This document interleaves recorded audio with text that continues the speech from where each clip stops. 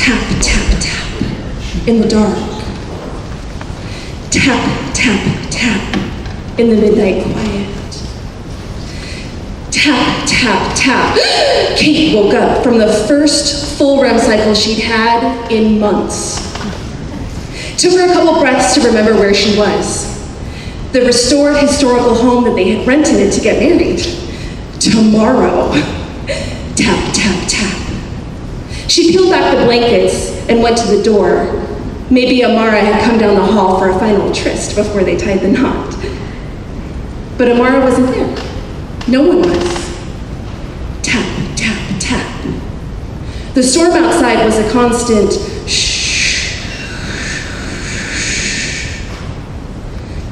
But there was no tree outside her window. Nothing out there was moving. Tap, tap, tap. Her eyes were adjusting to the moonlight, and she turned and looked at the room, the giant 4-poster bed that yesterday she had laughed at, and today she just wanted to dive headfirst back into its maw, fall back asleep, finally get some rest, and wake up in the morning to marry her funny, wisecracking, beautiful Amara.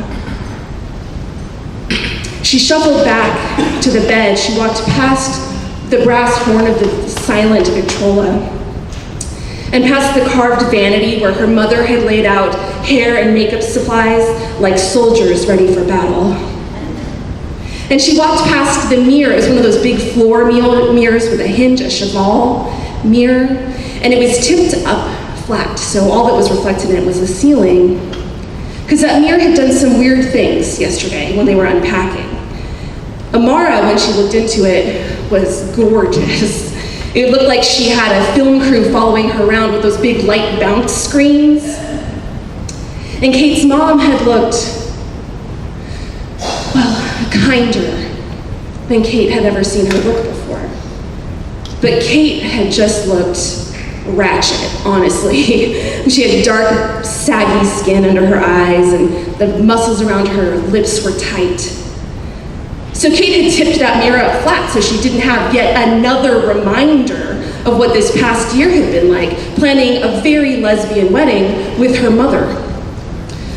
A year where her mother kept pulling out her checkbook and also continuing to recommend eligible bachelors that Kate should go on a date with. A year full of nightmares, where Kate was running away from wedding planning, away from floral arrangements, and away from linen colors, down hallways and through doors and forest paths, always towards a marriage that she never quite made it to before she woke up. A year of these nightmares that had robbed sleep from her. Well, Kate walked past that mirror now, tap, tap, tap. And she turned towards it with her heart pounding. She tilted the mirror down and looked at her full-length reflection. Mouth still a little tight. Dark hair cascading across her shoulders.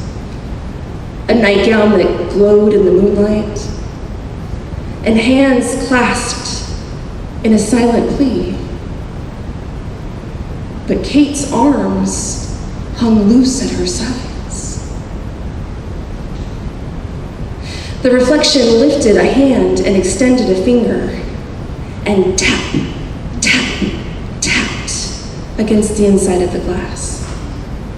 Kate shook her head no, and the reflection nodded yes.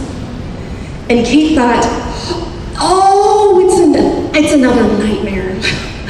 Cool, I just have to play my part, get to the end, and then my body will fall back into real sleep. I'll wake up in the morning, I'll feel rested, and I will get to marry my beautiful, beautiful fiance.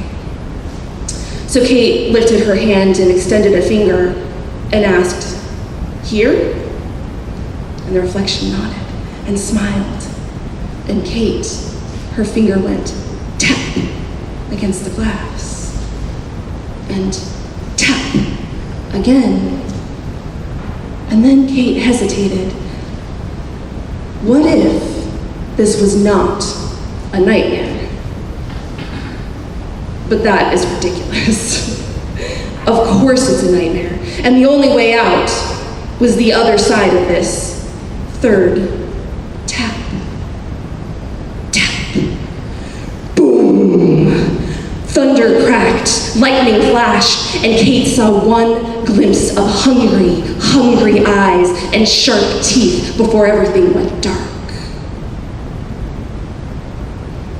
The next morning dawned bright and beautiful. The sun was shining, everything was fresh from the rain. The bedroom filled up as family and friends and photographers all swarmed in. They played music the whole time, record after record after record on the Victrola. They buttoned her into her antique gown. And finally, folks exited, they drifted off one by one until all that was left was the bride and the mother of the bride. As a final touch, Kate's mother pinned the veil into her hair. And she stood back and said, "You look pale. Tell you what, you go look in that big old mirror over there, and you see what my hard work has done for you, and have a little chat with yourself. It is not too late to return those wings and call this whole thing a big party. You just say the word." And she left, leaving the bride, finally, alone. The record played its last notes. Tap, tap, tap. The bride glided over to the mirror and tilted it down, and she admired herself from handmade veil to satin shoes and smiled. She lifted a hand and extended a finger. Tap. Tap. Outside, someone called Kate's name, and the bride's face split in a grin. She lifted her veil and dropped it over to cover her face. She tilted that mirror back up so all it saw was the ceiling, and she floated out in a storm of lace. The door clicked shut behind her. The record spun on the Victrola.